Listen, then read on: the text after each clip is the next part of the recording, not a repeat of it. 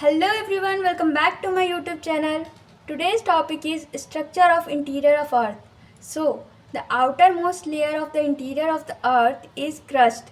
Crust has two parts. First one is continental part and the second one is oceanic part. Continental part is relatively thicker like 8 to 12 km and less dense, and it is made up of granite. Meanwhile, the oceanic crust is relatively thinner like 4 to 5 km and high dense. It is made up of basalt. And the second layer of the interior of the earth is mantle. Mantle has also two parts. First one is upper mantle and the second one is lower mantle. Upper mantle has also two parts. First one is solid part and the second one is solid and molten part. Solid and molten part also called asthenosphere or magma chamber. Magma chamber because this is the region where magma comes from, and the depth of the magma chamber is 200 kilometers. Lower mantle.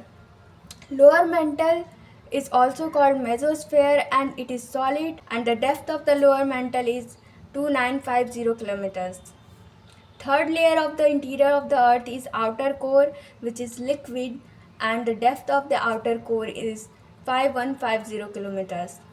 And the fourth and the last layer of the interior of the earth is inner core, which is solid, and the depth of the inner core is 6371 kilometers.